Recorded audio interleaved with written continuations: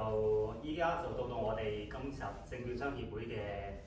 最後一節講課，咁就係請到題目咧就係東升西降，咁就係2025年科技股投資戰略。科技創新咧正係呢個重塑全球經濟格局，科技股亦都係成為資本市場嘅焦點之一。隨住亞洲喺科技領域嘅快速崛起，如何把握科技股投資機遇，成為投資者嘅重要課題。今日我哋好高興邀請到依分易方資本有限公司嘅3位投資專家，分別就係易方資本嘅首席投資顧問投資首席官黃華先生阿 Fred。咁另外就有易方資本投資組合經理黃日賢。大家好。咁另外就有易方資本嘅 AI 研發顧問黃浩然。大家好。係啦，咁佢哋3位咧一陣間咧就會喺宏觀經濟、行業趨勢以及人工智能嘅不同角度咧，為我哋咧就全面剖析科技股嘅投資策略同埋未來嘅機遇。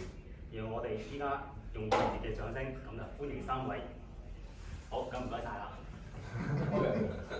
大家好，咁我係 Ice 啦，係啦，咁今日我哋就即係斗膽拋磚引玉講下，即係呢個東升西降係2025年嘅一個科技股投資策略。咁即係揀咗呢個題目係因為即係最近即係譬如2月、3月份開始咁，美股都開始回調啊嘛，咁然後但係即係今年年初到而家其實即係中國同埋香港嘅嗰啲特別科技股啦，譬如騰訊、阿里、美團呢啲、小米呢啲咩股票都表現都好好嘛，咁所以我哋就想借呢個機會就講下係咪即係真係即係東升西降咧？係咪即係可以東升又西升嘅？咁當然就即係唔一定一定東升啦，但係即係見到中港股市嘅嗰個考驗會唔會夠持續咧？就係今日我哋嘅嗰個討論嗰個焦點係可以咁但係即係開始講之前咧，我哋想簡單介紹我哋公司啦，就係我哋易方資本 eFusion 有咩做咩啦？咁其實我哋公司都差唔多10年歷史嘅，咁我哋2014年成立啦，咁今年就即係我可能企過少少會方便啲。今年都係10年嘅歷史，咁我哋個本業就好簡單，我哋專注去做呢個科技股、環球嘅科技股嘅投資啦。咁就包括就係美國嘅嗰啲譬如 AI 啊、半導體啊、軟件啊、Internet 嘅股票，或者係即係美國、香港、歐洲、日本都係或者台灣啊，呢啲都係我哋嘅嗰個關心嘅一個市場啦。咁所以我哋就淨係做科技股嘅。咁然後我哋而家個做法就係用一個即係所謂全權委託帳戶嘅一個形式啦，即係 managed account 咁嘅形式啦。咁即係幫我哋嘅客戶去客製化佢嗰個投資嘅一個組合。咁我哋通常啲客都係即係譬如係啲專業人士，或者可能係啲高淨值嘅人士，或者係啲家族辦公室啊，或者係有時係啲企業咁樣。譬如可能有啲公司佢嗰個balance sheet 嘅現金都交俾我哋去管理，就管理佢嗰個投資科技股嘅一個組合咁樣。咁係咯，即係我哋個目標都係要把握翻即係唔同嘅一個科技大趨勢啦。咁而家就可能係機械，即係 AI 同機械人啦。咁或者係即係陣間我哋都會提到就係 AI agent 啦，即係點樣用 AI 去替代好多人類嘅員工啦，咁就去賺取嘅超額回報。係啊，咁我哋簡單嚟講就4範嘅嗰個業務啦，即係除咗頭先我哋提到嗰個即係全權委託帳戶之外咧，咁即係我哋嗰個負責操盤投資嘅業務之外啦，仲有即係同一啲譬如私人銀行嘅客戶合作啦，或者係啲高淨值啊家族辦公室合作，就係一個 investment consultant 咁樣嘅角色。咁我哋就提供啲投資嘅建議咁樣。咁即係可能有啲客戶佢就唔想我直接去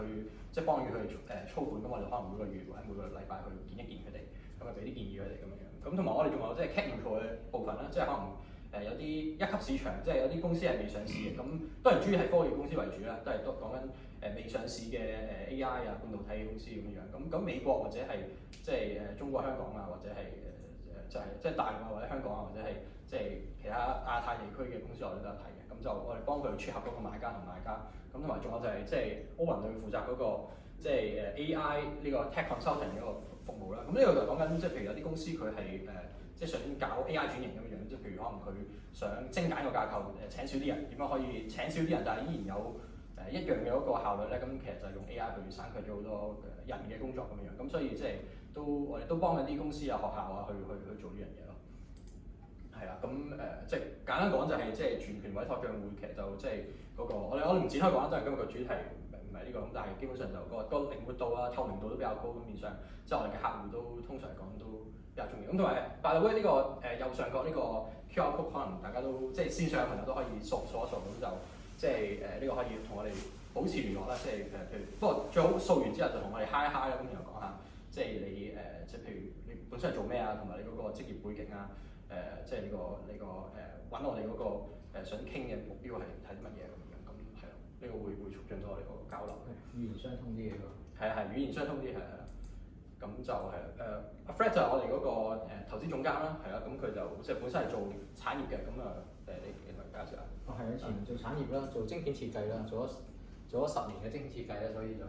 即係呢啲半導體公司啦，以及 UMC 就係台積電最大嘅對手啦，係 OK 應該角度 OK 係。咁即係做咗10年之後咧，我就去咗做投資嘅，所以入咗法國巴黎銀行做分析員啦，咁亦都係做科技股嘅分析員啦。咁之後就做基金啦，咁所以做咗大概科技就做咗10年嘅，咁然後半導體咗10年嘅，做晶片設計咗10年嘅，咁然後就做咗20年嘅投資咯，由分析員去到管理基金，就係大概加埋30年啦，咁係冇咁多。咁我自己就係咯，我係本身港大讀金融嘅，咁就即係都負責，而家就負責管嗰個即係全權委託帳戶嘅嗰個投資嘅部分，即係作為基金經理咁樣。咁然後即係我同時都係啲商會咧，譬如係公眾，我係個電子商會嘅嗰個執委啦。咁同埋都係即係譬如國際華商協進會嘅執委。咁我自己就本身都一路係研究開即係 AI 半導體嘅嗰個板塊，咁所以就都繼續做翻呢樣嘢。咁我哋都成日喺講 talk 嘅，咁就唔同嘅媒體啦，同埋唔同嘅商會啦，咁包括啲科技嘅商會啦，電子科技HKEIA 啊，電子科技、電子工呢個電子商會即係 EIA、HKEIA、HKETA 呢啲咁嘅商會就講好多關於科技嘅，即係同科技嘅我哋會有科技嘅題目啦，會講得深入啲啦。咁而同投資相關投資嘅係啦 ，investment 即係 financial 嘅朋友，我哋會有另一套嘅語言，所以可能唔同嘅語言，但係我哋個主題都係講科技啊、投資啊、AI 應用啊，甚至我就會講多少腦科學啊嗰啲咁嘅嘢啦，咁都同 AI 有關，我覺得係。咁我哋仲有其他同事啦，都係譬如 Cindy 同 Freddie 係我哋嘅公司兩個董事咧，咁佢哋都各自喺即係啲比較大嘅基金，即係譬如係富達或者係即係啲大嘅投行，譬如係 JP Morgan 啊、Morgan Stanley 啊、Citi 啊，咁同埋即係啲比較出名嘅台灣半導體嘅設計公司度都有好豐富嘅嗰個產業同嗰個財務背景嘅，咁都係我哋嘅董事。即係我哋同事幾個同事裏好多個同事裏邊咧，其實有分兩類啦，大概一類就係科技背景嘅，即係做晶片啊、做半導體設計啊。另一邊咧就係做啲投資銀行、美林啊、Morgan Stanley 啊呢啲公司出嚟㗎啦，咁有經驗㗎啦。咁所以兩邊都有嘅。咁我有啲人就兩邊都有，有啲人就即係好有呢兩方面經驗都有啦。咁我哋仲有其他同事咧，譬如Owen就佢本身讀 AI 嘅，佢係港大讀 AI，咁仲有其他譬如啲sales 啊，同埋我哋有啲 tech consulting 咁樣係啦。咁就我哋就係啦。仲有 Robin 啦，而家你成 Robin 都係我同事。係啊，咁然後就同埋即係希望線上線下嘅朋友就隨時打斷我啦嚇，因為有時可能講得唔係好特別清楚，咁就即係Zoom 譬如可以打字啊，或者係即係開咪啊咁樣，都唔需要點樣舉手，因為係咯，我哋希望個互動性強少少啦，咁就講嘅嘢係啲係咪應該？唔係，呢個係夠嘅。哦，係即係快啲我你開始啦。可能我哋太囉嗦係，但係我哋直接開始啦，咁就係咯，隨便打斷我啦。咁我先講呢個結論先，因為其實我哋個推論都比較長。咁我簡單3點啦。第一點就係講緊宏觀上，我覺得其實嗰個不確定性係未解除嘅。即係雖然即係譬如過去1個禮拜，佢哋見到美股、港股都好啦，其實個反彈好激烈啦，係咪？即係都譬如 Nvidia 咁都翻返去110蚊啦。咁但係即係我覺得其實佢個宏觀不確定性係未解除。即係而家大家係由一個極端，即係覺得關稅會摧毀成個地球啦，咁然後我哋就會完全斷纜啦，即係中國同美國會斷交啊，即係所謂145%嘅關稅啊，或者係即係同歐洲、日本又未必傾得埋啦，咁然後可能啲東南亞國家都係睇歐洲、日本、中國呢3個國家究竟有冇嗰個內談判成唔成功，咁本身大家嗰個 big picture 係過分悲觀，即係覺得成個世界會嗰個全球貿易嘅體系係會分崩瓦解，咁但係而家變翻另一個極端就係即係隨住阿 Trump 都即係另一個可能提到啦，即係放極多嘅。即係佢嘅有時係有啲 wishful thinking 啦，有時係啲比較樂觀嘅言論啦，講得好聽啲。咁就佢都好朝令夕改下嘅，咁所以就究竟會唔會如佢所願係咁快有一個 trade deal，特別係中美係咪真係咁快可以喺重要議題上面有個談判成功，然後將個關稅變翻落，譬如即係 Trump 嗰邊就講話5成至6成咁啦，但係我覺得中國人冇乜可能會答應呢樣嘢，佢哋可能底線覺得要翻去起碼。同人哋譬如10%啊，或者係以前係即係近乎大部分商品冇乜太高嘅關稅，可能即係大家個矛盾係即係已經積累咗好耐，特別係中國同美國嘅嗰個貿易戰係即係17年第一任嘅 Trump 嘅時候已經開始開打，咁所以就即係我覺得中國同美國嘅嗰個 settlement 係冇咁快去解決，即係考慮到對等關稅都係講緊4月頭，即係4月2號嘅時候先講，咁所以就應該唔係咁1個月內就可以解決到，所以我哋而家個做法都係比較。即係穩手突擊啲啦，咁就唔會話，因為譬如舊年嘅話，我哋個回報都相對亮麗嘅，咁但係就我哋嗰陣時就係因為宏觀上嘅不確定性係比較少嘅，咁所以我哋都 all in AI，咁就所以都押中咗唔少美股嘅嗰啲明星科技股啦，即係有啲係半導體，有啲係做軟件嘅公司啊，即係譬如 NVIDIA 啊，或者係即係有啲細啲嘅，譬如 Vertiv 啊咁樣，咁都做得相對唔錯嘅，咁但係今年我哋就即係我哋會相對保守啲，就因為我覺得隨住啊 Scott Bessent 啊或者係 Lutnick 啊有啲官員或者多川自己啦，佢都有講啦，即係而家關稅係第一招，咁會有其他針對譬如債券市場，譬如話 Treasury bonds 或者係即係股票啊匯市嘅嗰個武器係會再出嘅，咁所以呢個會增添好多不確定性咯，我覺得。咁由第二個咧就講翻我哋比較熟悉嘅嗰個即係 AI 硬件嘅部分啦，或者係科技股嘅硬件部分啦，咁我覺得。即係 agent 簡單啲講就好似即係你譬如一個企業咁樣，咁你可能譬如大家都係做證券業咁，你可能係開咗間 broker 咁樣，咁你要請人㗎嘛，係咪？你有啲broker 幫人落單啊，你會有 sales 去同，或者你有啲account manager，咁你要去同你嘅客戶對接啦，係咪？咁好多呢一啲咁樣嘅人與人之間嘅互動，即係可能大家可能會覺得都依然係要靠人有個 human touch 先可以完成到，咁但係我覺得就起碼譬如客服嚟講，我哋陣間會講啦，用客服嚟。一個例子咧，咁其實你唔一定要請咁多人，即係你可能本身係即係而家你可能成間公司可能在座唔同朋友有自己公司，可能成間公司可能100人、幾百人咁樣樣，咁你全部都係人嚟㗎嘛，即係你係人類嚟㗎嘛，咁但係未來可能就有80%係人類，有2%係 AI 嘅員工咁樣樣，咁即係個好處就好明顯啦，就係因為 AI 嘅人類佢平好多，同埋佢個進步速度快好多，同埋佢唔會同你 complain 一樣嗰樣冇乜。即係所謂辦公室嘅政治，總之佢有唔同嘅好處啦。咁當然佢個壞處好明顯啦，即係 AI 嘅員工而家嗰個準確度係冇人類咁好啦，嗰個靈活性又冇人類咁勁啦。即係譬如你某啲即係崗位可能咁啱缺咗個同事，譬如個同事請假咁樣，咁你其他同事可以快速靈活補位，可以接應佢嘅工作㗎嘛。咁但係就但係就即係而家 AI 員工就相對都比較即係功能係單一啲嘅，咁就冇咁快係做到好似人類咁聰明咁靈活走賺到咯。咁但係我覺得 AI agent 呢樣嘢係會去即係改造成個社會嘅，即係佢會令到成個 AI 嘅晶片嘅需求係會急增嘅，因為 AI 員工係靠 AI 嘅晶片去驅動嘅，咁所以就我哋請少啲人，但係我哋會請多咗 AI 嘅員工，咁所以我諗最利好嘅都係啲。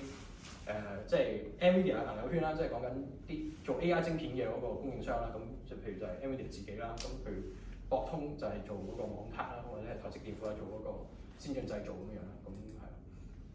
係。第三就講緊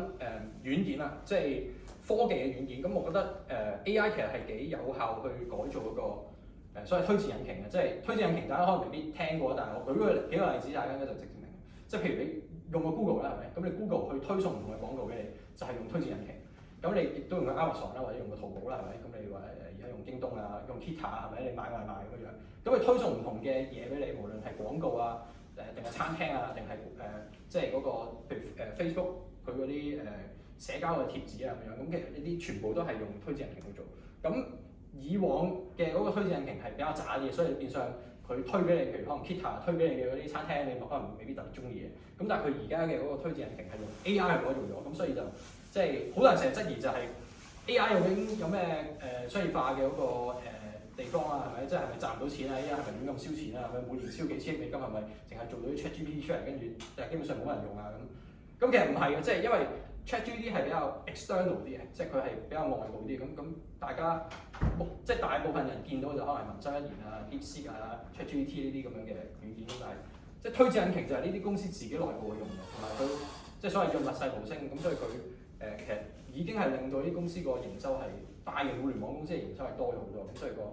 所以 ROI 啦嗰個 return on investment 係好明顯嘅。咁所以我覺得即係如果你係中港或者係一啲美國、歐洲嘅一啲科技巨頭，其實都會幾明顯受惠。即係譬如如果係即係美國嗰啲唔使多講啦，咁譬如香港就係騰訊、阿里即係呢一啲公司我哋會比較睇好一啲咯。長遠嚟講，係啦，咁即係頭先簡單提到啦，就係個不確定性依然好大啦。即係你見到我都 cap 唔晒，即係因為太多 fake news 啦，係咪？如果你兩邊都噴好多出嚟啦，即係而家我哋都，所以我哋其中一個方法就係我哋用 AI 去即係去匯集好多呢啲喺唔同嘅社交媒體噴出嚟嘅嗰個，譬如 Twitter 啊、Medium 啊、Substack 啊、微信公眾號啊，或者係微信朋友圈啊、微信群啊，或者係即係各種你想象唔到嘅線上線下渠道，其實都會有好多消息去噴出嚟，咁所以就要用 AI 去即係幫手去匯總呢啲信息，就分辨邊啲係啱，邊啲係錯啦。咁但係 anyway 啱定錯都會 move the market 啦。咁所以就即係我覺得即係個不確定性依然好大，同埋即係我唔覺得會短幾個月就會去消除到啦呢樣嘢。咁應該Trump會咁朝令夕改嘅，因為佢個個性嚟嘅。咁即係譬如講得再深入少少就係嗰個所謂海湖莊園協議啦，即係 Mar-a-Lago Accord 啦。我諗大家可能即係都有睇到就係其實佢嘅嗰個幕僚叫 Stephen Miran 啦，咁佢舊年10月已經寫咗一份好長嘅建言書嘅，咁佢就當然推薦特朗普去 follow 呢啲咁樣嘅執政嘅建議啦。咁當然特朗普即係慣例都係話我冇啊，我所有建議都係我做嘅，咁我好醒啊，我 brilliant 啊咁樣。咁但係即係我哋觀察就應該。起碼金融上、經濟上嘅建議，佢好多係採納佢嘅嗰個幫手嘅意見嘅。咁例如就係戰略性嘅產業，佢哋覺得要回流啦。咁即係一開始係講緊就係半導體啊、數據中心啊，或者係醫療產業啊咁樣。咁要即係由中國或者亞洲嘅供應鏈係搬翻去美國啦。咁但係而家就見到即係除咗呢啲之外，仲有就係可能覺得連消費電子，即係講緊 iPhone 嘅組裝鏈都要搬翻去美國。咁我覺得呢樣嘢就應該比較 far-fetched 嘅，但係即係起碼搬出中國。即係搬入美國就未必嘅，但係搬出中國，即係可能係講緊極端啲係完全撤出同埋短時間去撤出，我諗呢個係睇落比較高機會發生，咁所以就比較大機會可能係搬去東南亞國家，譬如可能 iPhone 咁可以搬去印度啦，咁即係同埋我覺得係會用關稅同埋去即係威逼你有啲公司就搬去美國啦，咁就唔係話即係好似拜登時期咁樣，佢會有晶片法案咁去即係俾啲補助你，然後就引誘你去搬去美國啦，將啲產業咁樣。咁即係特朗普時期就基本上係蘿蔔與大棍，佢係得大棍嘅啫，佢冇蘿蔔嘅，佢純粹就係揼你咯。咁就用關稅去揼你一鑊，咁就話你唔搬過嚟，咁我收你6成7成稅咁樣，咁就同埋即係可能係逼台積電入伙啦，咁就即係救起 Intel 啦，因為 Intel 基本上係美國即係先進半導體自主製造嘅最後嘅希望啦嚇，咁所以就 Intel 自己就搞唔起嘅，咁所以可能要逼台積電去救下 Intel 咁樣。咁呢個一個，咁第二個就係講緊嗰個債務重組。其實我覺得呢個會對成個投資氣氛影響更加之深遠嘅，即係佢一方面就嗰個即係個人意見好多啦，咁佢好成日睇好多人唔順眼啦，咁譬如就係即係想拉下鮑威爾落台啦，即係落馬啦嚇。雖然當年佢自己開佢啦，咁但係即係佢嘅嗰個做法比較粗暴嘅，我形容係，同埋係即係歐美投資者係好擔心，即係呢個係一個制度危機嚟嘅。即係如果你冇一個有效嘅措施去制衡呢個權力，咁你可能以往就三權分立，譬如你有國會、有上下議院，然後你有最高法院，亦都有行政權，就係即係美國總統。你係互相你可以話個效率好低嘅，咁但係佢都制衡得好好，咁所以就即係一體兩面啦嚇。咁但係而家好明顯就係個行政權係極大嘅，即係包括佢可以即係 arbitrarily 就援引唔同嘅嗰啲即係貿易協議啊，或者之前嘅嗰啲法案，咁就用行政命令嘅形式就單方面宣佈話我要搞對等關稅咁樣，咁啊傾下間，咁你1、2個禮拜內，咁你 USTR 就出具咗就唔同國家200幾個國家嘅嗰個具體關稅咁樣啦。咁當然執行上係有困難啦，但係你起碼最高層可以去示意你去將佢嗰個意志係施加唔同國家，呢個都幾即係以往比較少見嘅。咁所以仲有一樣嘢就係我講緊佢希望去重組成個美元債務嘅嗰個體系啦，即係而家講緊30個 trillion 嘅嗰個國債，佢有好多自己嘅諗法啦，包括就係即係想逼，其實係強制嘅展期或者係叫債務置換啦，即係講緊用軍事或者金融嘅方式去逼佢哋啦，即係講軍事上，即係全球美軍有700幾個海外基地啦，咁然後我就想逼一啲最大嘅債權國就將佢哋嘅嗰啲國債就置換成可能本身係10年後就到期啦，咁就即係本息要還，咁就變成係100年後先至還，即係所謂 century bonds 8年債券，咁同埋個利率可能低好多啦。咁即係呢個其實係幾危險，因為強制嘅展期，我覺得或者有啲再極端啲，可能講緊係選擇性違約啦，即係針對可能佢 track 到每份國債最尾個現金流係留俾邊一啲國家，就宣佈啦對某啲所謂敵對國家就唔俾一個債息或者點樣樣啦。咁其實呢個相當危險嘅，我覺得，因為即係每一個債務違約其實都係由即係少部分嘅債券違約開始嘅。咁你選擇性將4% 嘅債券違約同你將100%嘅債券違約唔係爭好遠嘅其實。咁同埋佢用嘅可能用嘅方法係比較極端啦，即係仲有就係用金融方式就即係斷咗佢 SWIFT 嘅支援，就基本上係金融封鎖咗成個國家啦，咁唔俾佢參與嗰個國際貿易啊，或者係揸住啲美債嘅比稅啊咁樣，咁即係好難講佢會唔會做得晒嘅，咁但係我覺得呢啲咁激進嘅措施，即係等於我哋幾個月前都好難想像，即係你會有對等關稅出嚟啦，咁亦都好難想像。出完嚟之後，佢居然係搞幾個禮拜都冇幾個禮拜，可能個零禮拜就即刻話我哋取消佢嘅暫緩啦咁樣。咁所以就呢一個係無論係向上定向下都難估啦。咁但係個不確定性咁高嘅時候，我諗即係尤其是過去10年，即係啲長期嘅投資人，包括啲長倉基金都超配咗美股咁多，即係嗰個超配額度係去到99% 頭嘅時候，咁我覺得佢哋嗰個減倉力度會比較大，咁所以即係佢哋唔會2-3個月就減晒，咁呢個係幾長期一個做法嘅，咁所以就當然宏觀嘅好多可以講啦，但係我哋再談啦，咁就即係所以基本上我覺得嗰個唔肯定嘅地方都有好多，咁可以咁我哋講一講呢個AI 硬件一部分啦，咁即係往好處上咧，其實我覺得呢個 AI 晶片需求都持續強勁嘅，咁但係嗰個增速係我哋見到係有慢慢變慢嘅，即係受宏觀嘅衝擊。咁當然個 AI 產業本身係發展得好快嘅。咁即係譬如你見到而家即係嗰個從嗰個 CoWoS 即係講緊嗰個晶片嘅嗰個製造層面嘅嗰個需求都依然係好旺盛嘅。咁可以咁樣係啦，即係譬如你見到即係今年嘅台積電嘅 CoWoS 嘅需求都係繼續增加好多啦。咁其實即係講緊 NVIDIA，你知 NVIDIA 嘅嗰個需求仲係好勁啦。咁同埋即係台積電自己都講話，即係呢一個 AI 晶片嘅收入都會繼續急增啦，咁即係維持翻佢個階段，即係講緊長遠嚟講，佢覺得嗰個 AI 帶俾佢嘅收入增速係仲勁過手機，即係講緊15、16年嘅時候嗰個10至12% 嘅增速，咁所以我諗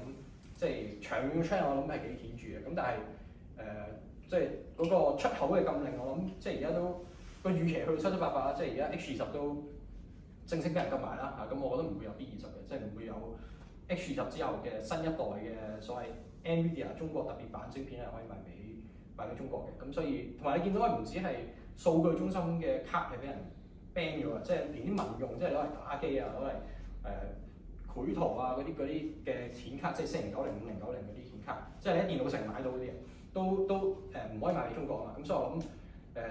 呢一個咁樣嘅國策係唔會點動搖嘅，同埋即係另一方面就係嗰個我諗國產晶片固然就起得好快啦，我陣間都會講一講啦，即係譬如星騰啊、航母機啊咁樣啦，即係華為嘅星騰同埋呢個航母機嗰個思源嘅系列啦，咁但係嗰個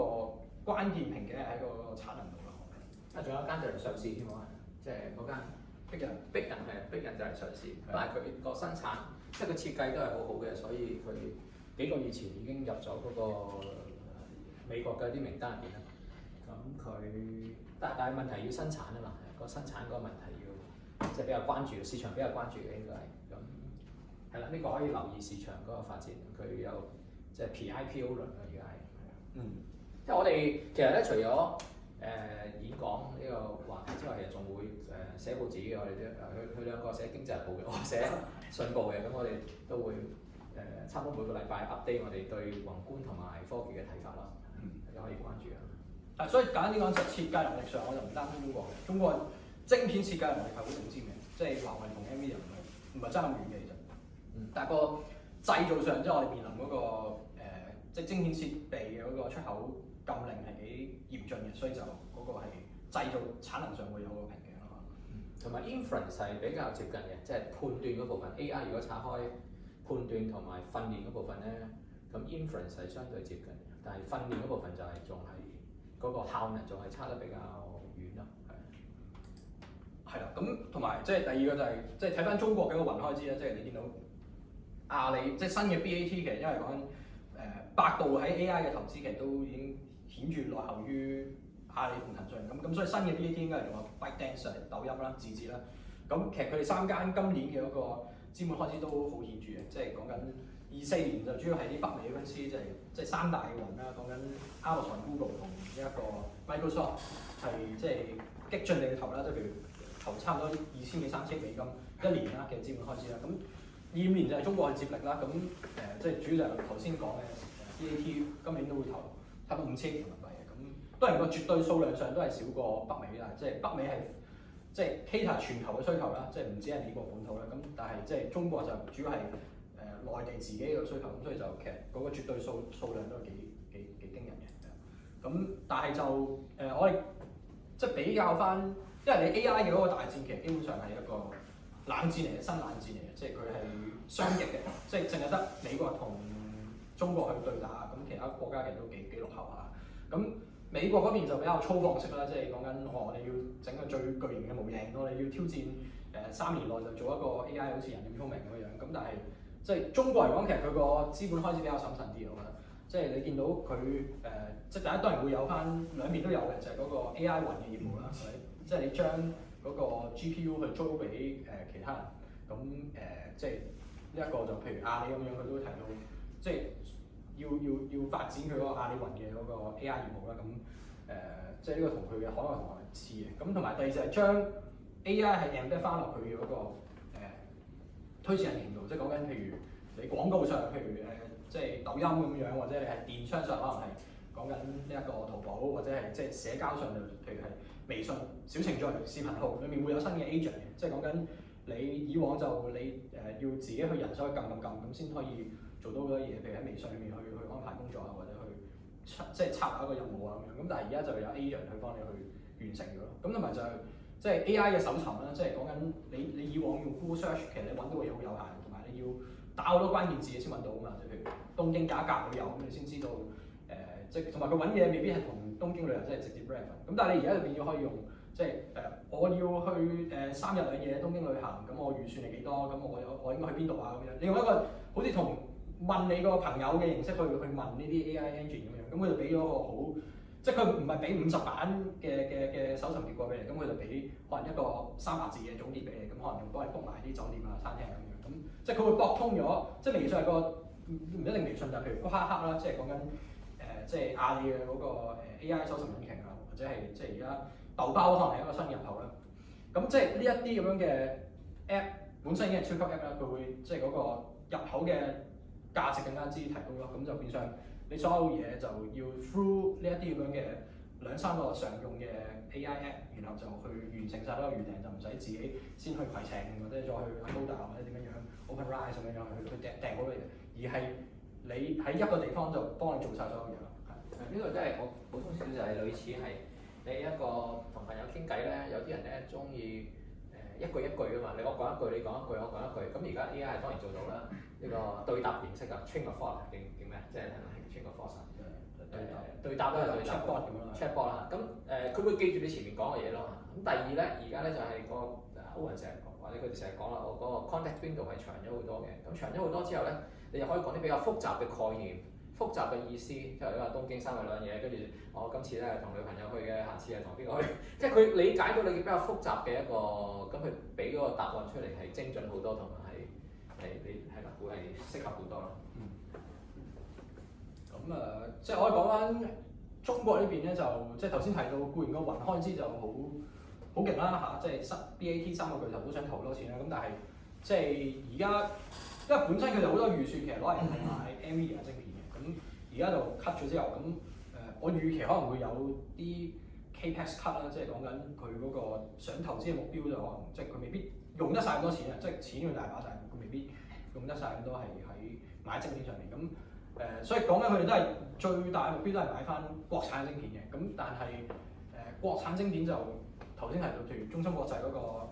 即係 N+2、N+3，即係講緊中芯國際嘅7納米、5納米，其實個產能係短缺嘅。咁個短缺原因就係即係嗰個設備制裁啦。咁我諗，譬如大家都聽過 ASML 啊，或者係即係啲美國嘅設備商啊，其實都即係譬如應用材料啊呢啲公司，佢哋提供嘅設備係即係國產嘅設備商，即係譬如北方雲礦嗰啲係追得好快啦。咁但係我諗係需要時間去攻堅嘅。咁所以就即係我哋列咗啲公司咧，即係譬如新海來係即係新冒起嘅公司咧，就即係華為係嘅嗰個設備廠啦。咁就佢哋就攻堅所有設備啦。咁其他就有啲係集中係譬如專門做蝕刻啊，或者專門做薄膜沉積啊。咁但係即係個共通點都係未做到嗰個7或者5納米呢啲先進製程嘅所有設備嘅。咁所以就礦產係需要即係有難度嘅短期都。光維講下啦，因為新海來唔係上市公司啊嘛，但係凡親個市場咧有啲關於新海來嘅消息話，哇供給咗唔知乜嘢，供給咗乜嘢之後咧，咁第一個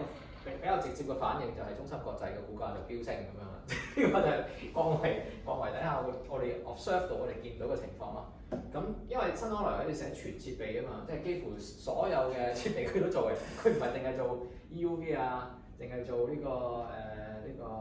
個 CVD 啊，咩 PVD 啊，佢唔係嘅，全部一齊做嘅。咁所以好驚人嘅，佢個投資量係我哋歷史上冇見過間公司係所有設備一齊做嘅，應該冇啊。咁相當犀利嘅，佢都的確真係。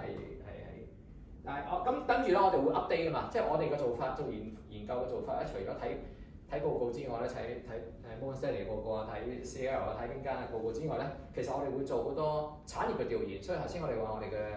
我哋嘅做法係我哋嘅同事嘅背景有啲係財務嘅背景，有啲係產業嘅背景。咁所以咧，我哋會將產業嘅朋友嘅信息都帶入嚟嘅。咁變咗就我哋可以好快咁樣知道喺財務嘅呢個板塊入邊未被發現嘅一啲未被認可、未被發現嘅一啲 knowledge 或者一啲消息咯。例如呢啲，舉個例，佢哋個良率係點樣樣啊？佢哋嘅產能點樣樣啊？係啊，咁即係可能投資界有投資界嘅信息啦。咁但係行業裏邊有自己行業信息嘅喎。咁呢個兩個相差，呢個 delta 咧係比較大嘅，有時即係有時呢個高啲，有時呢個高啲嘅，唔一定㗎。咁呢個就係造就咗可能投資嘅比較大嘅一個機會咯。係啊，咁即係頭先簡單提到就係即係嗰啲外國嘅設備都仲係缺啊。咁係啦，即係呢個比較 technical，但係即係簡單啲講就係你要去做到啲 AI 晶片，其實個困難就係佢哋粒晶片好大，咁所以個量咧係自然係低好多嘅。咁你做手機晶片，譬如做華為手機嗰啲麒麟晶片，咁啊細粒好多啦。咁即係講緊100幾200 mm square，嗰啲嘅量咧就會高。咁但係即係對比起台積電嚟講，而家嗰個設備影響個量率都係比較顯著嘅。係啦，咁講下點樣反制咧？我覺得其實人形機械人係其中一個重要嘅反制手段嚟嘅。即係而家譬如最近嗰個我唔知大家有冇睇啦，北京嗰個馬拉松啦，咁當然就即係比較即係短期我哋見到其實嗰個人形機械人嗰個期望都好高啦，但係就未跟上嗰個大家咁熱切嘅期望啦。即係所以你見到啲機械人就有啲係遙控㗎啦，有啲就即係要攞個架去推住佢啦，咁有啲即係你識自主地去跑晒成程半馬嘅機械人就唔係太多嘅。咁但係即係我諗人形機械人會起得好快。咁即係美國嗰邊譬如有 Tesla 或者 Figure 咁樣，咁你中國亦都有宇樹啊，或者係即係係啊唔同類型嘅嗰個公司啊，咁即係做人形機械人。咁我覺得個反制點解係一個有效反制手段，就係即係呢一個會係好似 AI 晶片咁樣係大家都需要嘅。咁但係人形機械人其實個重點唔係喺晶片度，即係佢唔似 AI 嘅數據中心咁樣樣。即係你而家譬如你 run ChatGPT 咁樣樣，你10蚊嘅嗰個建築成本，其實你差唔多有8蚊係使咗喺晶片相關，買 NVIDIA 嘅晶片，因為好貴嘛，一粒3萬幾4萬蚊美金啊嘛。咁但係喺機械人上面，其實你100蚊裏面係得5蚊係用咗喺即係呢個晶片相關嘅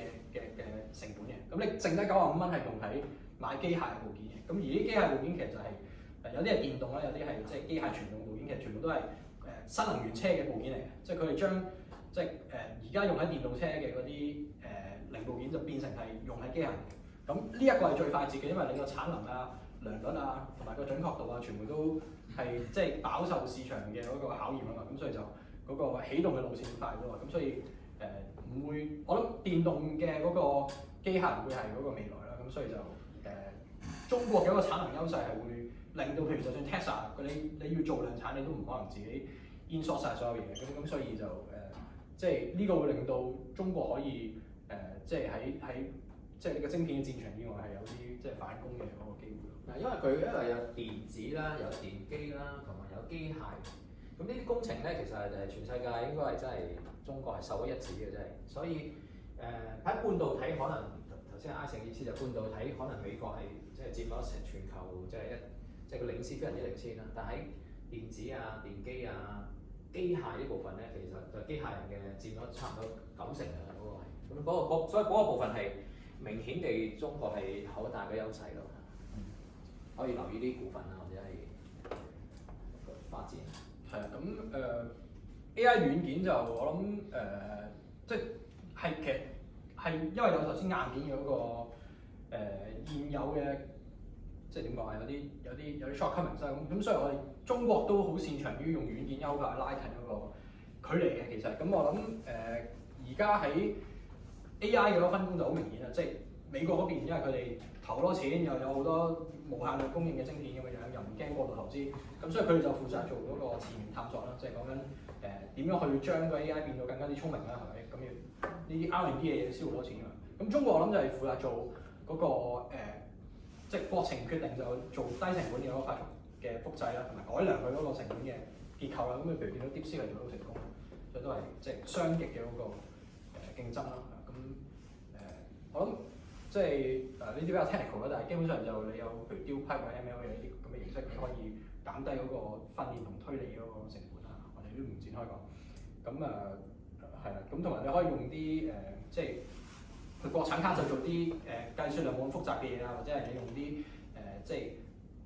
繪圖嘅卡去就唔需要用啲最尖端嘅 AI 晶片啊，呢個都可以進一步去慳啲成本咁樣係啦。咁呢個我哋冇辦法展開嚟講，因為每一個都係幾十分鐘嘅，所以我哋擺咗我哋 YouTube 度嘅。咁啊，Owen 又講好多啦，又講粵語版嘅、國語版嘅都有講。我哋喺香港電台啊、Now TV 啊、Regular 嗰啲TVB 啊都成日講，成日參考嗰啲。不過或者陣間可以 Q&A 嘅陣都可以問，都可以討論下嘅。大家如果有興趣嘅話，即係可以 highlight 一啲比較重要嘅，對而家嘅成個時勢最重要嘅一啲轉捩點，可能可以討論下我哋。係啊，咁係啊，明白。咁即係頭先提到，我唔知大家有冇聽過 Madness 或者用過 Madness 啊？咁即係之前就點樣又要邀請碼咁樣，即係嗰個用嘅機會就唔係咁多。咁但係即係好似 Madness 呢一類咁樣嘅軟件咧，就係所謂 AI agent， 即係你可以同佢話，譬如喂，我要揾某一類型嘅譬如嘅產品，譬如我想買電腦咁先算，咁你叫佢去京東、去淘寶、去唔同譬如 Amazon 咁樣去比較或者豐澤，佢比較下個價錢之後咧，咁即係佢會識得去幫你行動啊！即係你以往問 ChatGPT 咁你話喂，邊部電腦抵買啲啊咁你問完之後，咁你可能都有答案嘅，就可能係你喺某間鋪頭買某部牌子嘅電腦咁就最抵啦。咁但係你都係依然要自己去翻嗰個網站度，或者你去個門店度自己去買啊嘛。咁你冇得即係佢個 AI 幫你做埋個行動嗰 part。咁但係而家 agent 就係佢首先佢識自己點樣規劃啦，佢係啊 AI agent 係啦，助理，其實佢係一個 assistant 嘅嗰個佢用一個簡單嘅字短啲嘅字叫 agent， 係 agent。咁即係佢而家就識自己去規劃啦，係咪？即係譬如佢諗，第一步我首先要知有邊啲地方可以買電腦啊，咁第二步我就要上譬如A 網站去睇下個電腦嘅價錢，第三步上 B 網站嘅價錢，睇睇下個價錢咁樣。咁同埋佢就自己要喐個 mouse 去撳咯，即係譬如我打開個 Chrome 先，跟住之後就入譬如 Amazon 嘅網址，跟住就揾嗰個電腦係幾多錢啊，咁我就記低佢咁樣。咁佢即係你知啦，即係 AI 做嘢有時會有瑕疵嘛，即係佢譬如可能撳錯掣咁樣，咁佢就會自己去反思就話，點解我呢度棘住咗咧？原來我撳錯咗掣，咁我撳錯咗掣，我應該就去翻上一版，然後再試下用其他方式叫佢揾嗰部電腦啊咁樣。即係佢有嗰個反思能力㗎。咁佢識自己用工具啦，係咪？佢識用 Google Search 啊點樣咧？同埋你唔使同步行動嘅，即係你講緊你咪同 Max 講話，喂，我要買部電腦，幫我睇下價錢啦咁樣。譬如我預算係1萬蚊樓下咁樣，咁佢就自己喺度喐啦，即係做10分鐘嘢。咁你呢10分鐘咪解放咗佢咯，即係佢就嘥10分鐘喺度揾究竟邊部電腦最啱你，咁你咪可以做其他嘢咯。咁所以就即係agent 就係好似 exactly 就好似一個譬如秘書咁樣啦，係咪？即係你交託俾佢，咁你咪之後再問翻秘書嗰個結論係點樣。咁就所以未來個重點係點樣可以即係增加個 AI 投資去令到呢啲 agent 做嘢更加之準確。即係譬如可能10次佢哋係成功3次嘅，咁未來係10次成功5次，10次成功7次咁樣。同埋個穩健性咯，即係佢係 consistent 都係啱嘅，就唔係有時啱有時錯。因為呢個有時商業應用上就係咁啊，即係你要10次可能啱9.9次咁先足夠去用嘅。咁就但我覺得呢個即係 agent 嘅方向我哋已經摸清咗，咁所以就接下來係即係所謂1到100嘅嗰個過程啦。咁係啊，即係呢個即係簡單地講就係即係你譬如而家一個 agent 做一樣嘢要10分鐘，咁你未來可能希望佢用1分鐘就搞掂啦，係咪？即係個反應速度要更快啦。咁然後就即係佢要用唔同嘅形式去即係譬如 train of thought 咁樣去增加佢嗰個準確度啦，係咪？咁即係同埋你每個人你要我可能用 ChatGPT 嘅話，我就係有嘢先問 ChatGPT 嘛，咁我冇嘢問嘅時候咪唔用佢咯。咁所以每個人用 ChatGPT， 可能大部分人係冇用嘅 ChatGPT， 或者係佢可能用1、2次過下癮就算啦嘛。咁但係你如果而家佢幫你做埋啲好mundane嘅工作咁樣，咁其實佢會即係每個人嘅用量會多好多啊。咁所以就即係有唔同嘅因素會令到，即係譬如 agent 有唔同嘅因素會令到嗰個AI 嘅算力嘅需求會急增啦，我覺得。所以由 copilot 都好重要，由 copilot 去到 agent 就會令到失業率由呢個30%去到50%啊，即係咁啊解放大家咁啊，就1個禮拜翻幾日工啦，咁啊1日得㗎啦，就應該。咁 work from home 啊扮有2日 work from home 啦，其實都唔使啦應該。所以呢個過程都係好重要嘅，由 copilot 去到小學生嘅 agent， 去到中學生嘅 agent， 大學生嘅 agent， 即係 agent 嗰個智慧係會慢慢提升嘅，應該係咁好快嘅，應該係我哋估即係兩3年應該就會掂到㗎啦。所以而家如果唔會 catch up 呢樣嘢咧，即係去學 AI 咧就好濕滯嘅位，即係以後有工翻嘅人都係好勁嘅人嚟㗎，應該係，應該即係除咗洗碗之外。白領咯，係啊，咁同埋 AI 同廣告啦，我哋可以對咁，即係我哋見到就我哋從3個即係維度去分析啦。咁你以前就係有電視同電台啦，係咪？咁你其實電視同電台大家即係一定睇過啦。咁但係即係你譬如有個廣告咁樣，譬如你要買某部電腦嘅廣告，咁你所有人都係睇到同一個廣告㗎嘛，係咪？嗰15秒，地球上所有人。你收睇緊呢個節目，你就睇同一個廣告，所以佢個投放嘅精準度好低嘅。咁然後內容獨特性都係單一內容啦，係咪？大家睇同一個廣告，所以佢基本上唔需要好多算力嘅。呢個係以前嗰個狀況。呢個就愛膚堅，呢個殺蟲水啊，啲廣告就係。係咁樣啦。咁你去到即係10年開始啦，咁譬如有 Facebook 啊、Instagram 啊、抖音啊、即係小紅書啊之類。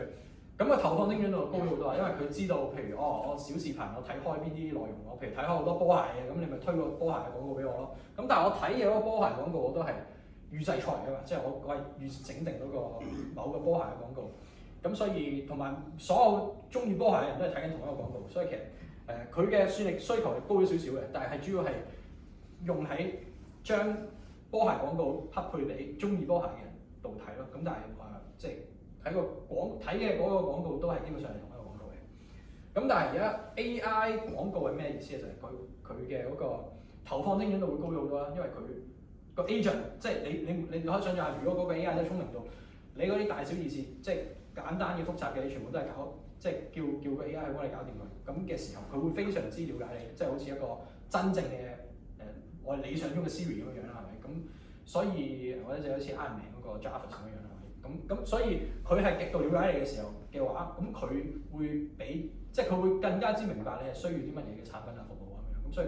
自然落廣告嘅嗰個準確度會高好多，同埋個內容嘅獨特性亦都係即係質變嘅，係一個10倍嘅提升嚟嘅。即係你以前就整定啲廣告跟住推俾人，而家咧係個廣告係即時去因應你嘅需求，係客製化廣告俾你，同埋係即係可能你入某個 app， 你睇到嘅廣告係5分鐘前或者5秒鐘前係新鮮做出嚟嘅，即係佢了解到你最新嘅需求之後，佢做一個客製化嘅15秒廣告俾你咁樣，咁所以就個算力需求係會極高嘅，咁即係呢個係一個即係 AI 應用嘅一個縮影啦。咁啊，譬如以後呢個 Vision Pro 咧，大嗰個眼鏡咧就最，如果你嘅到時咧瞳孔放大咧，瞪一瞪眼咧，佢都知道你對嗰個人有興趣，可能覺得好 surprise， 可能會刺激到你嘅攞個銀包出嚟使錢嘅嘢咯。即係佢會，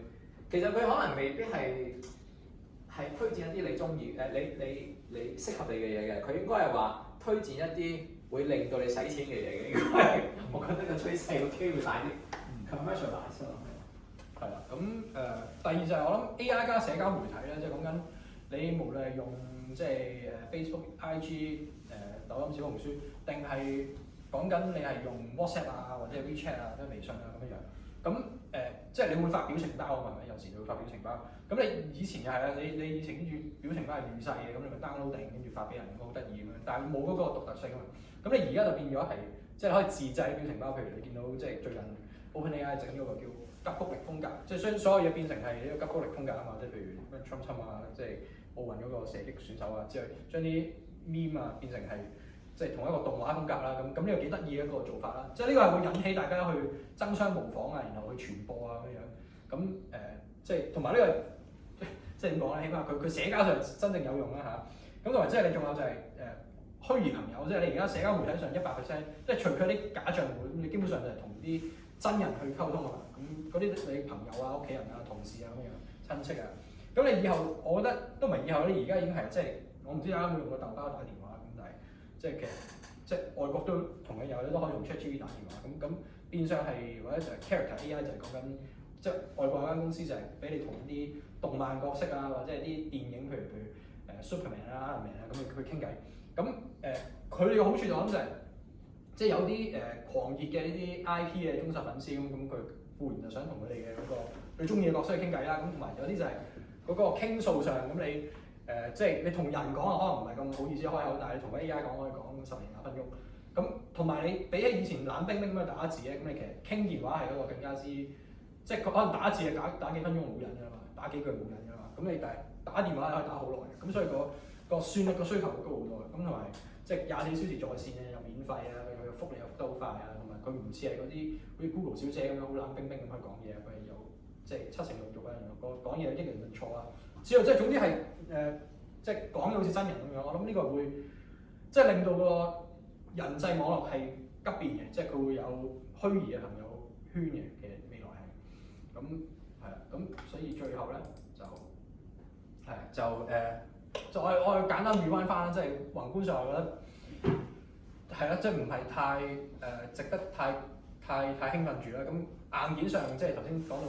agent 啦、AI 加廣告啊、AI 加社交媒體啊，會令到個 AI 算力需求增加好多啦。咁軟件上就係講緊你個推薦引擎都會勁咗好多。咁你變相呢啲公司會受惠啦，咁互聯網公司會受惠啦。咁所以就係最呢個嘛，係啊。咁就係咯，希望大家多啲聯絡我哋啦。咁就就等我哋再線後再交流，因為即係。Zoom 啊，或者係即係 seminar 嘅1個鐘就唔特別，即係可以表達到好多意思嘅，即係我哋都比較濃縮嘅，咁就係咯。所以如果假設大家想同我哋聯絡，就最好就 send 一個簡單信息俾我哋啦，同埋就即係簡單介紹下自己個背景啊、職業啊咁樣就。同埋多謝呢個證券商協會啊 ，Kelvin 啊、Ivan 啊、Eric 啊邀請我哋今日講，我哋多啲 Q&A， 唔係我哋都可以 Q&A 嘅，咁由 Q&A 嗰度再引發多啲討論，我哋可以講多啲關於 AI 同宏觀或者投資嘅嘢。係咁啊好多謝 Fred 啦、Isaac 啦、Owen 啦，就講咗咁精彩嘅即係資訊俾我哋聽。咁我哋都收集到一啲 Zoom 網上嘅一啲即係提問啦，就想請教阿 Fred 啊。咁嗱，先講啦，就係而家大家都講緊啦，關稅戰係嚇。關稅戰底下咧，咁究竟我哋具體即係可以有啲咩投資策略嘅建議啦？應該買啲乜嘢，或者係最緊要避開啲乜嘢啊？即係可以點樣做啦？咁另一個問題就係、即係嗱，我哋身為一個金融從業員啦，或者係即係投資者都好啦，咁究竟我哋點樣利用啲 AI 工具？我哋應該學啲乜嘢？點樣去加強自己嗰個即係競爭力啊、投資能力咯？先問住呢啲先，咁其他人仲有啲問題。第二條可能阿歐文答下我。第一條咧就其實或者我答少少啊，一齊答少少啊。咁啊，其實關稅咧最直接影響咧應該係我覺得係 finish product 嘅應該係，因為你睇下 finish product 同埋 component 咧，嗱由 component 就造成呢個成品啊嘛，所以 component 個單價咧其實低好多嘅，即係 component 舉個粒晶片咁咧，由幾毫子去到幾十蚊美金啫，頂晒籠都係。咁大部分嘅晶片其實都可能喺幾蚊美金啊嘅 level。但係你呢個成品咧係講緊電子產品咧係講由幾十蚊美金起跳去到幾千蚊美金噶嘛，甚至乎再貴啲嘅 AI server。咁所以關稅咧其實係對成品嗰個，我唔知點解好似冇乜人講呢樣嘢。其實對成品嗰個影響係大好多，因為你成品如果加1倍關稅咧，即係舉個例 iPhone 咁樣5000蚊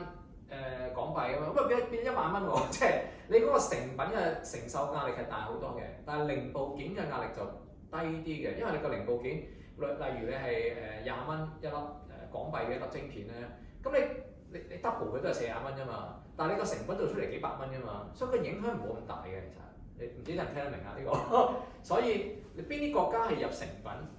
邊啲國家係入零部件咧？請問，咁你諗下呢個。第二就係、其實咧你邊個求邊個咯？即係啲晶片係邊個晶片或者係finish product 邊個求邊個咯？你用呢個角度去諗咧，可能會就係知道我哋即係投資上我哋會避開或者去盡量。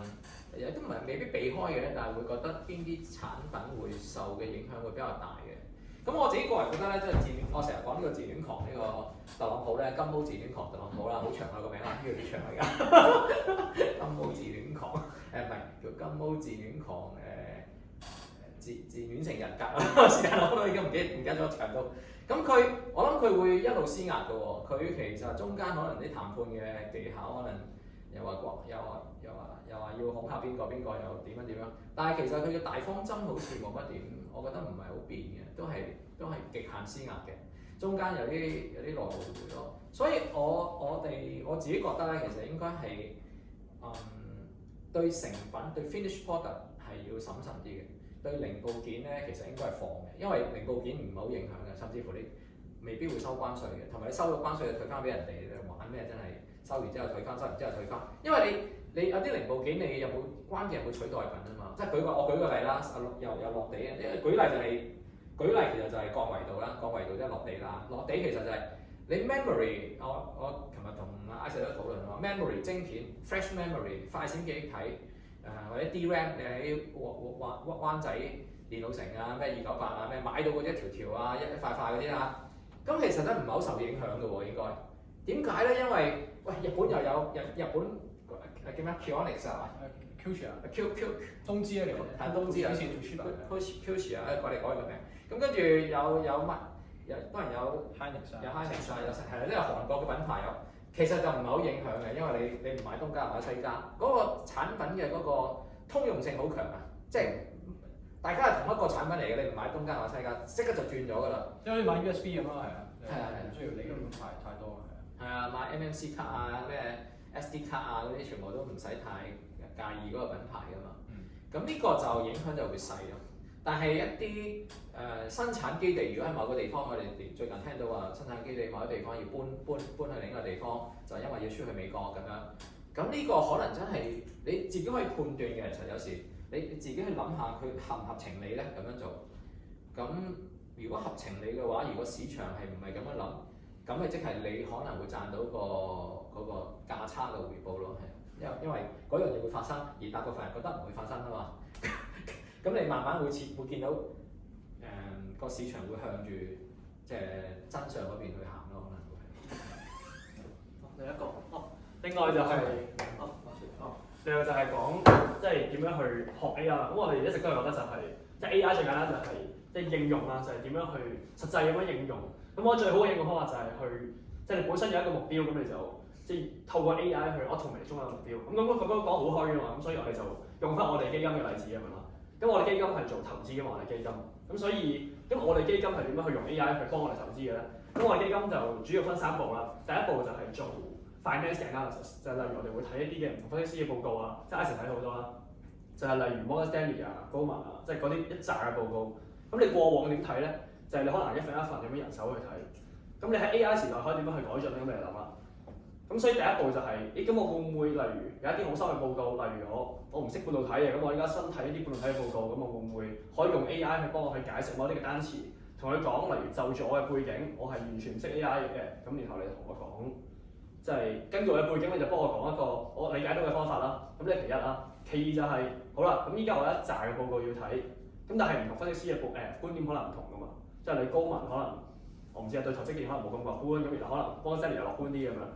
咁你就可以透過一啲其他嘅 AI tool 咯。呢個時候就我哋可以上網揾睇下其他人嘅用嘅唔同嘅 AI 工具啦。咁例如你可以用 Google 嘅 Notebook LM 呢一個 tool。咁呢個 tool 係攞嚟做咩嘅咧？就係攞嚟去你可以擺一大堆唔同嘅 report 入去。咁然後擺完入去之後，佢就可以 generate 幾樣嘢。第一就係佢可以同你 generate 一個 broadcast 一個電台節目，就可以去幫你去快速咁樣理解嗰扎嘅 report 之間嘅差異點喺邊啊，相同嘅地方喺邊啦。第二即係可以幫助你去快速咁樣去 summarize 同埋快速咁樣去理解你嘅行業咯。咁呢個係 financial analysis 嘅部分啦。咁然後好啦，咁你而家就諗啦。咁 financial analysis 嘅部分，咁我作為一個基金，大家同行全部基金都係咁做㗎啦。咁我個差異化喺邊咧？咁所以你開始第二步就係諗，咁我作為一個基金，咁我想賺 alpha，我想賺超額回報喎，咁我應該點做咧？所以第二樣嘢就係你可以用 AI 去理解 AI，例如你投 AI 股票，你咪用 AI 嚟理解 AI 咯。咁所以我哋嘅做法就係、例如我哋會睇好多，正如 Ice 啱啱所講嗰陣行業嘅唔同嘅趨勢。咁行業嗰陣趨勢我哋都可以用 AI 去幫助我哋去理解嘅。即係例如你見到學術嗰邊有可能有啲新嘅論文出嚟，可能即係有啲可能內地比較冇咁出名嘅 AI 廠商，但係佢哋會有一啲嘅研究係對於成個行業會有影響嘅。即係例如 DeepSeek 喺我哋係12月嗰陣已經發現咗 DeepSeek 出嚟，咁但係成個行業即係我哋同行 finance 嗰邊就係大概係1月左右先開始 react 啦。但係學術嗰邊其實唔係㗎嘛，因為你學術係有 lead time 嘅，即係學術係會提前成個行業，即係早過 finance 啲人，所以我哋即係呢個都係我哋點解要半年到啦，起碼係半年到1年左右啦，係啦，所以我哋就會即係我哋提前去用 AI 去了解呢一紮嘅好深嘅學術嘅論文咯。咁而即係我哋雖然有一半嘅人係 finance 背景，一半嘅人係行業嘅背景啦，咁但係 finance 背景嘅人都可以用 AI 嚟去理解呢一紮本身好複雜嘅論文咯。咁例如我哋都可以用啱啱嘅 Notebook LM 啊，用 ChatGPT 咁樣去理解唔同嘅，即係例如你台積電3納米、2納米嘅製程之間分別喺邊，跟住7納米嘅製程，即係嗰啲嘅咁複雜嘅概念，你過往就可能你要用好多嘅時間，你要有學術背景，你要有一個 bachelor degree 去學，咁但係你而家就可以去用 AI 去就住你嘅背景，去做一個類似一個私人嘅講師咁樣同你講啦。咁第三步就係、咁，你諗完呢兩集啦，咁但係即係知道咁多 academic 嘅嘢之後 ，academic 嘅嘢即係比較遙遠啫嘛，就正如啱啱 Ice 所講，半年到1年嘅 lead time，咁你點知係你自己即係你自己 overthink 啦，個 market 其實唔係咁諗啊，定係點咧？咁所以亦都可以，我哋第三步做嘅嘢就係我哋會有啲嘅量化工具，咁而量化工具嗰部分嘅 signal 我哋都係用 AI 去幫手去 detect 㗎嘛。咁所以就係最好嘅方法去學 AI 就係你本身有一個願景，即係例如你想用 AI 去投資咁樣，咁你就諗你點樣可以一步步咁樣去將 AI 融入去你個工作流入邊，去改善個 workflow 咯。係咯。或者我補充少少咧，其實好多人咧，唔係每個人啦，但係每個人都有部分嘅就係叫經歷嘅。即係舉例啦，頭先我講話我哋有好多同事係從事晶片設計啦，包括自己。咁你係咪一定要經歷過？即係你係咪一定要經歷過，你先至學識咧？咁其實好明顯就係唔一定咯。因為你如果識得用 AI 咧，即係好似阿石啊、Owen咁咧，佢哋識得用 AI 咧，佢哋可以未必有經歷過嗰樣嘢咧，但係佢可以知嗰樣嘢都我嘅就可以。即係其實唔需要一定經歷嘅，經歷係一個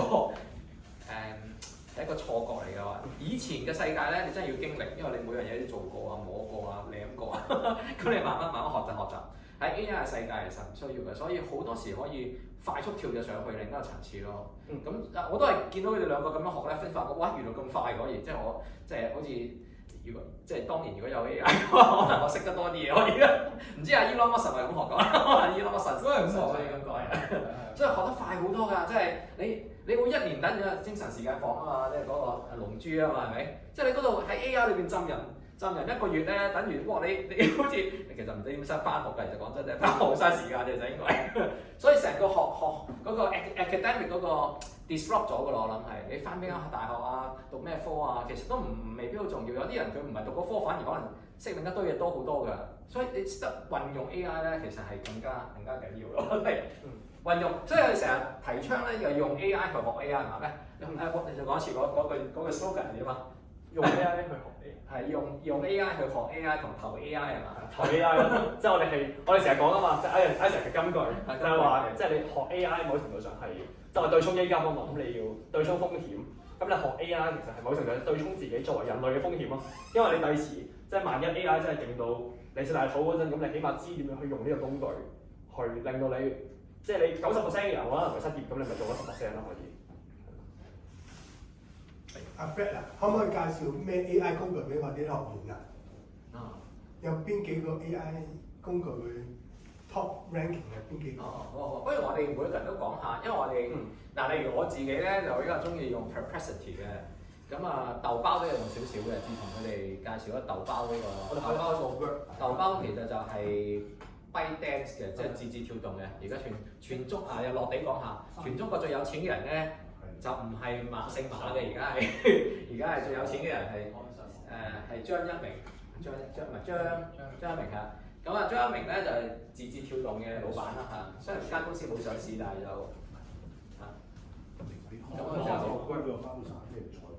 我照講繼續講啦 ，Perplexity 同埋豆包咯。呢兩個咁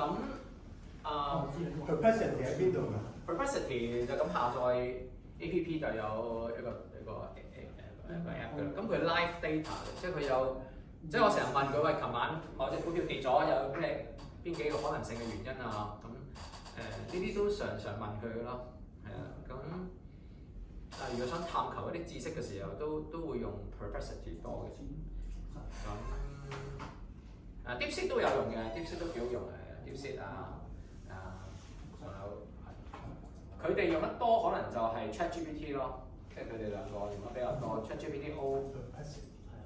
我搞出嚟佢哋可能顯示出嚟嘅。其實每一個 AI 工具咧都有佢嘅 specialty 嘅，有佢嘅特色嘅，所以就但係我哋頭嗰幾名就應該係 ChatGPT 呢個 Perplexity 大隻啲。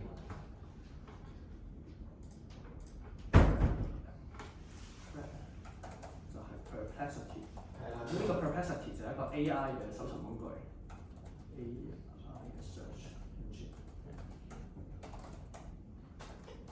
好似 Google 咁嘅。但係好少用 Google 嘅，而家係 Google Search 嚟，越嚟越少用啦。然後DeepSeek係豆包啊，係啊，豆包。呢個就我成日用嘅。你話而家豆包係有呢個咩啊？虛擬朋友啊？係啊，已經有㗎啦。已經有㗎啦。同埋佢，因為我國語比較，我就講下笑啫。因為我國語比較準咧，所以我成日用國語同佢講傾偈嘅。其實佢哋兩個都好好嘅，國語、英文都好流利。咁你同佢講嘢咧，其實你講鄉下話佢都識聽嘅。即係我同佢講上海話，雖然唔係好正啦，我同佢講上海話咧，佢識聽嘅。但係佢答就係答翻國語咯。幾好玩嘅喎，即係語言訓練都好好玩嘅，係啊，豆包打電話啊，豆包啊呢啲係好好玩，好有趣呢啲個係。跟住不過玩多啦，玩多。係咯，我哋就即係而家啱啱就有咁多 book LM 啦，就係 Google 嘅 book LM。咁呢個係做咩嘅咧？就係有幾個大嘅功能。第一個功能就係你擺一紮嘅 report 入去，佢就可以幫你去綜合嗰紮 report 啦，跟住你就可以就住每一份 report 去問問題啦。咁就有啲似一個文檔嘅處理器咁樣咯。第二個功能就係佢有個 broadcast 功能，就係你可以將 broadcast 功能就可以例如你將一紮嘅 report 擺入去，咁你可能唔中意自己慢慢睇嘅，即係可能你一份 analyst report 10幾版，咁你10份 analyst report 100版，咁你唔使自己睇噶嘛，咁有時，所以你就可以用notebook LM 咁樣就可以撳個掣，咁佢就 generate 兩個主持人對講，咁依家淨係得英文嘅啫，咁但係嗰兩個主持人就自己喺度講，就住你抌入去嗰10份嘅 report。去去分析你嗰兩個 report 咯。咁就變相你可以好似聽電台咁樣，但係就係一個 tailor-made 嘅 AI gen 出嚟嘅電台咯。咁然後就 ChatGPT 咯，就係 ChatGPT 就同 DeepSeek 差唔多嘅，但係就 ChatGPT 喺因為我係 Deep Research 係佢 Deep Research 嘅功能咧，就係佢可以幫你去就住一樣嘢去深入咁樣去研究。咁呢個就係 ChatGPT 嘅優勢啦，同埋就係 ChatGPT 喺 programming 方面係勁啲嘅。咁所以我哋即係尤其係特別係即係 quant 嗰邊嗰啲 tools 嗰啲，我哋嗰啲 programming 有一啲就係用 ChatGPT 去做咯。係咯，我哋叫 Five Codec， 即係我都係用呢啲嘅，所以都所以 Access 同 Owen 用得差唔多嘅。啊，仲有 Plot 咯 ，Plot 都係 programming 比較好。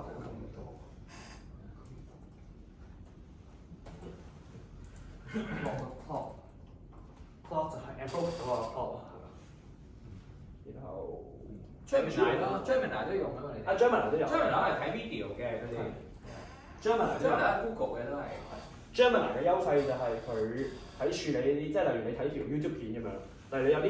專家分析咁樣，咁你有時想睇，但係專家分析可能好長1個鐘咁樣，咁你用其他嘅 AI 咧，出嚟個1個鐘可能太長咯，有可能20分鐘啦，20分鐘嘅片咁樣。咁你其他嘅 AI 咧，因為佢有 context window 嘅限制，所以就變相用其他嘅 AI 去處理唔到咁長嘅20分鐘嘅 video 咯。即係佢可能去到第20分鐘就唔記得頭5分鐘嘅嘢。咁但係用 Gemini 就可以去，即係攞將條 video 擺入去，咁然後叫佢幫你去summarize， 即係你可以問佢條片入邊嘅內容，咁然後你再做 summarization 之後，再決定佢睇唔睇嗰條片咯。Gemini 識唔識聽廣東話？識嘅，識㗎，全部語言都識嘅。廣東話、國語啊、英文啊都識聽嘅。今朝我發覺 YouTube 咧，而家可以 AI 生成廣東話嘅字幕喎，即係你講廣東話咧，我都幾準喎。我見到有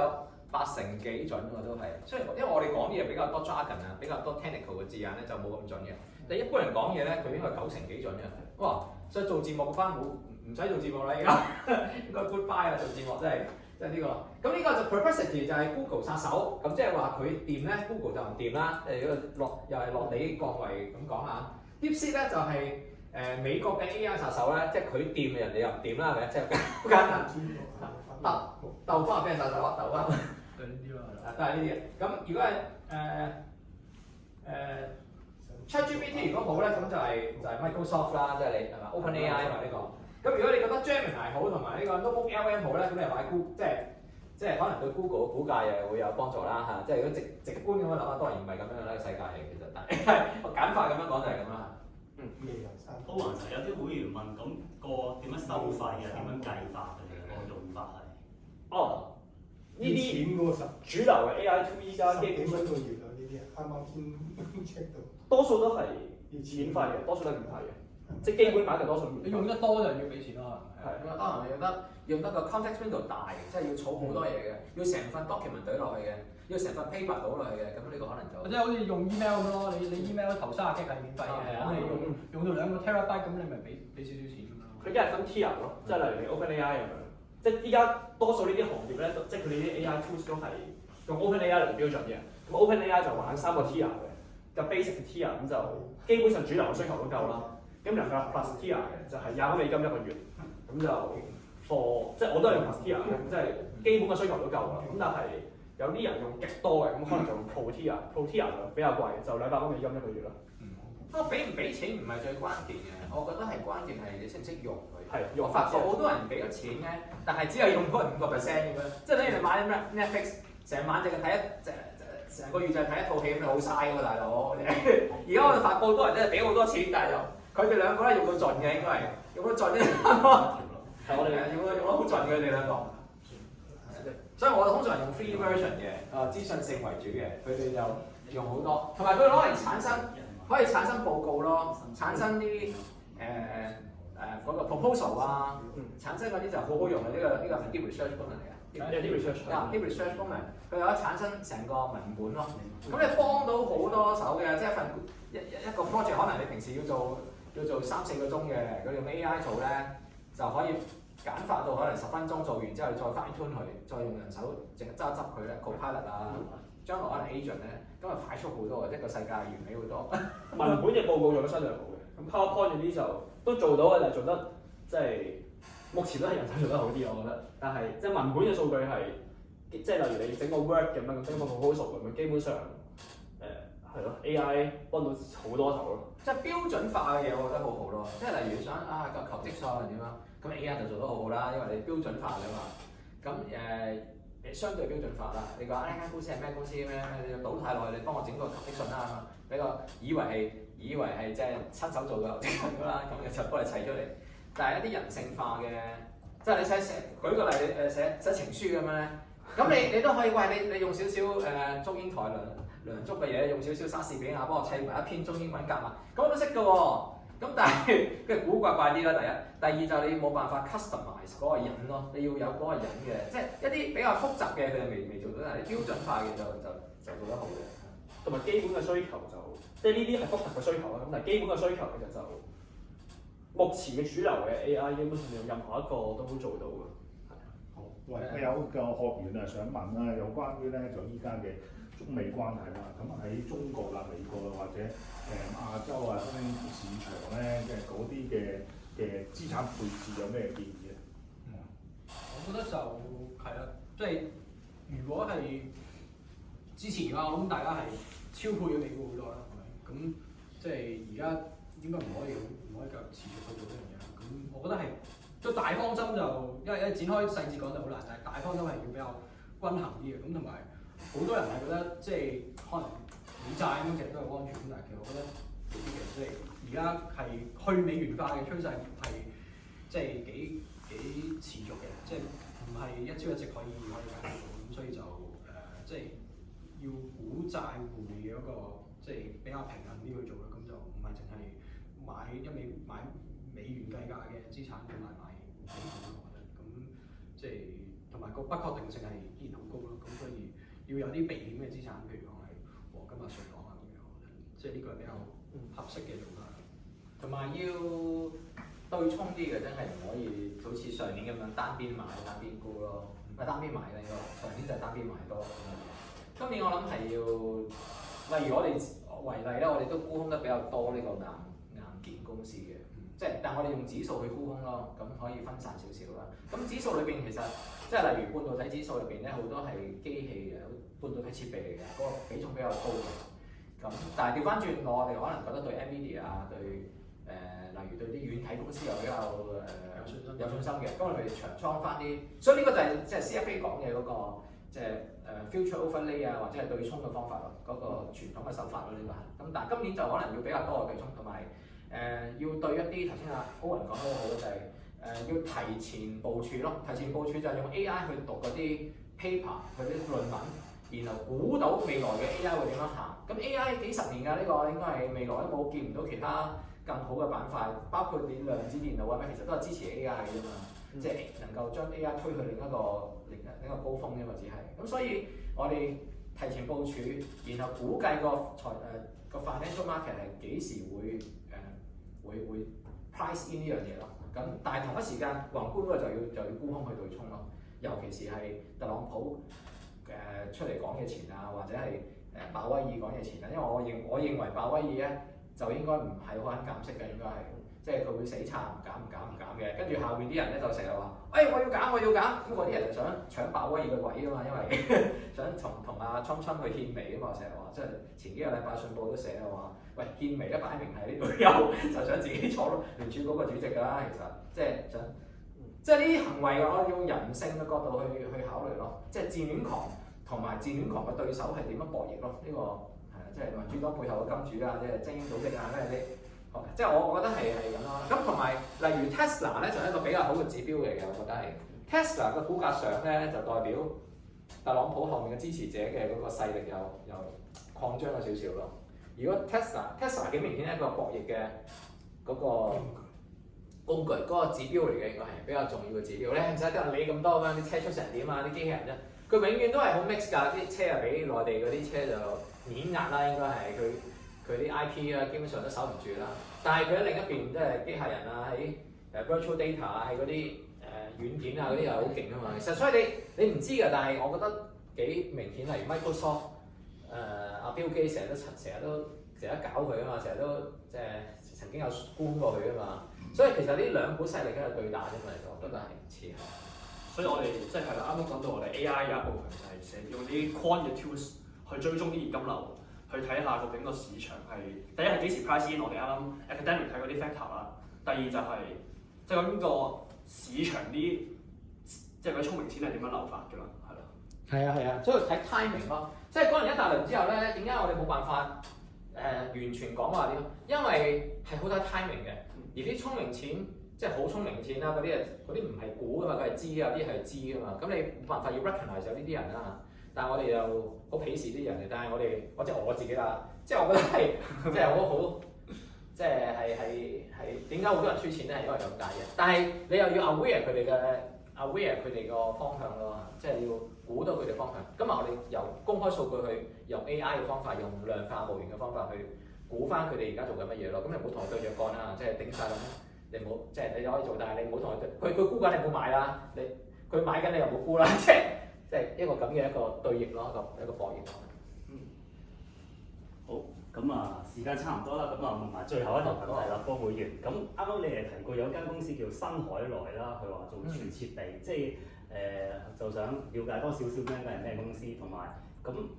仲有我哋最關心嘅即係中芯國際啦，同埋華虹啦。咁你哋又點覺得呢兩間公司又點睇咧？即係簡單啲，可唔可以講一講？係啊，即係新海來就其實佢即係21年已經成立㗎嘛，即係2021年咧。咁但係其實佢即係一開始都係深圳嘅錢去支援呢樣嘢，咁同埋即係有所謂一個華為嘅供應鏈啊，因為即係佢固然係承擔住成個國家嘅嗰個國產突破啦，咁你仲有其他譬如 SpaceShare 啊，或者係其他同華為係密切相關咁，譬如華為可能係負責做設計，咁亦都當然佢而家會有自己嘅嗰個產能啦，咁但係即係7納米嘅產能都係可能擺翻喺中芯國際為主嘅，咁新海來就負責做由光刻去到蝕刻去到即係薄膜沉積去到什麼 ion implantation，所有你想象到嘅主流、非主流嘅設備佢都諗住去做嘅，咁當然佢個做法就即係高薪去挖唔同嘅人啦，咁所以就即係好辣咁唔辣啦，我諗即係喺國內係造成咗啲即係嗰個人員嘅流動啦，咁而我覺得就即係如果係成熟製程嘅話，其實嗰個擴張應該冇乜太大難度嘅，即係一嚟就係國外嘅設備都唔太受限制嘅，即係講緊譬如90瓦、45瓦咁通常就用喺啲新能源車啊、工業啊或者係其他就譬如電網啊咁樣嘅嗰啲半導體咁就嗰個應該冇乜太大問題，咁但係就先進製程嘅擴產我哋即係審慎啲咯，咁呢個就係嗰個設備限制嘅嗰個原因咯，咁所以就有好多好優秀嘅國產公司嘅，咁但係即係個突破係需要時間，我覺得。我哋有3樣嘢係比較領先呢個啲投行嘅分析員嘅，即係我以前都係投行分析員啦，我啲同事亦都係做咗好多 JP Morgan 啊、Morgan 啊，即係美林啊做過分析員啦。我覺得比較領先一樣嘢咧係第一，頭先阿 Owen 講嗰個睇 paper 啦，即係用 AI 去睇，因為佢好深㗎啲 paper 真係，即係唔係睇到你眼瞓嘅真係會太多 jargon 同埋，即係你用個 AI 嘅方法去將佢降位去睇啦，咁我呢個幫助好大嘅。第二咧就係 industry 嘅人咧，即係行業嘅人咧，嘅晶片做半導體啊，做晶片識過幾廿年嘅啦嘛，我啲朋友係，咁你可以同佢多啲傾，我哋有呢個優勢啦。第三咧就其實因為我哋睇好多 primary project 嘅，好多未上市公司啊，包括頭先你講嗰啲公司啊，其實好多係未上市嘅，即係可能啱啱成立冇幾耐，佢要集資，佢嗰啲員工咧就係老闆咧就可能係啲大公司出嚟嘅，咁然後佢因為要集資咧。佢就會講好多關於行業嘅俾你聽嘅，亦都會叫你幫佢手揾唔同嘅投資者咯嚇。咁我哋其實呢樣嘢頭先話 Robin 係負責，我哋有同事 Robin 負責幫人哋即係睇呢啲 primary project 咯。即係如果有朋友有興趣咁，即係認識呢啲公司或者係即係甚至乎，即係我哋多啲傾啊。即係呢個都係我哋做研究，我哋調翻轉亦都係做調研嘅一個方法，所以有啲公司可能你幾年後見到佢成長得好好咧，其實佢而家就做緊 fundraising 咯，做緊出好靚嘅 PowerPoint 啊，然後話佢啲技術有咩特色啊，然後可以顛覆邊一個啊，顛覆邊一個咁你要分辨咯，邊間真係堅嘅，邊間流嘅其實，咁10間裏邊可能有7間都係流嘅其實，但係有3間可能堅咧，將來就係明星級嘅公司咯，就係以後嘅騰訊、以後嘅 ByteDance、以後嘅 DeepSeek 咯。好，咁今日嘅時間就差唔多啦，咁啊好多謝阿 Fat、Isaac 同埋 Owens，咁就幫我哋講咗咁多有關 AI 最新嘅發展啦。咁如果大家咧仲有其他問題，咁可以scan 佢哋嘅WeChat 或得，咁啊可以即係多啲了解佢哋。咁咧今日就真係好，再一次多謝三位，多謝 Kevin。咁各位會員，咁今次我哋嘅CPD 課程咧就6個鐘就正式完結㗎啦。咁大家可以 log out，咁我哋嘅證書咧就會遲啲就會發翻俾大家㗎啦。多謝大家。仲有段啊，咁講下先。好，好啦，我哋咧各位會員，我哋將會根據 Zoom 嘅登錄記錄咧，就為參加培訓嘅學員製作同埋發電子證書去你哋嘅登記郵箱。如果有任何問題咧，歡迎隨時聯絡證券商協會嘅秘書處。好，多謝大家。